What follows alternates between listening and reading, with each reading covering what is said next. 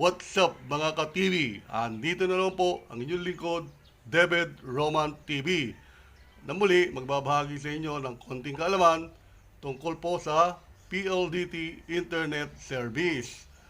At ang topic po natin ngayon ay ang laging mga katanungan ay, Sir, paano ho ba yung lagi ko po kaming nasa labas dahil sa online business, gusto namin yung pag may tumawag sa aming landline, masagot din namin.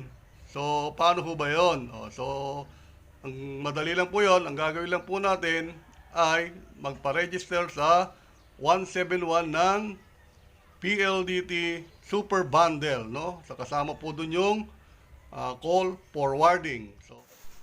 So, pag tumawag na po kayo sa 171 at sundan nyo lang yung voice prompt hanggang sa dumating po kayo, umabot kayo dun sa may product and services at mga add-on services, ay pakakausap nyo na po ang customer care ng 171.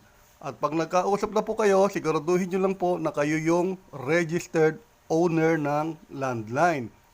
At ipa-register ninyo ang inyong landline ng Super Bundle.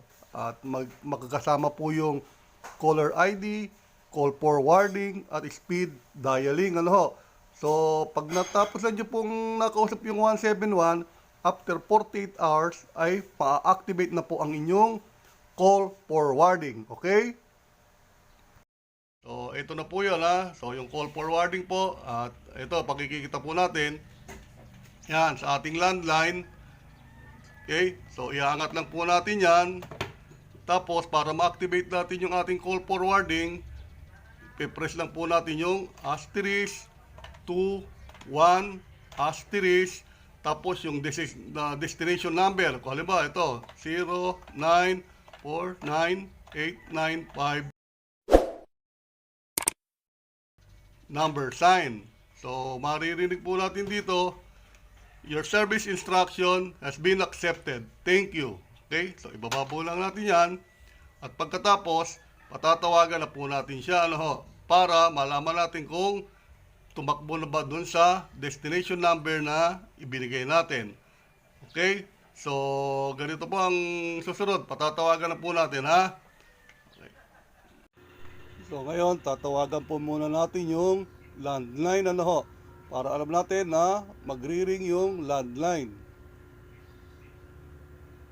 Tingnan natin, kung magri-ring yung landline. Yan. So, yun, Yan, dito na ho yung cellphone number na tumatawag dun sa landline. Ngayon naman po, ay encode na natin yung call forwarding niya dun sa destination number na gusto nating sasagot pag tinawagan yung ating landline. So, para na sa galong, pag denial na po natin yung landline, o kung may tumawag man po sa inyo, sa landline po ninyo, ay i-call forward na niya dun sa inyong destination number. So, ngayon naman, ay tatawagan na po natin yung landline. So, habang dinadial yung landline number, ay hindi dapat mag-ring yung landline phone. So, hindi siya dapat magri-ring, kundi ipo-forward siya dun sa destination number na in-encode natin. So, kahit saan pong doon yung lugar na yon, yung cellphone na yon, ay siya po ang magri-ring. So, makakausap pa rin nung gumagamit ng cellphone na yon yung mga tumatawag sa kanya sa landline number. So, ganun lang po kasimple yung ating call forwarding. Sana po ay may naitulong po ito sa inyo na mga gustong magkaroon ng caller ID, call forwarding, at speed dialing. Yan po ay mga super bundles. Magpaparegister po kayo sa 171 ng super bundle. At meron po monthly charge yan na 120 monthly additional sa inyong bill. So, at least mas magagamit nyo naman na maayos po. meron na kayong caller ID, may meron pa kayong call forwarding at speed dialing. So sa muli, ito po ang inyong lingkod, Debed Roman TV. Bye!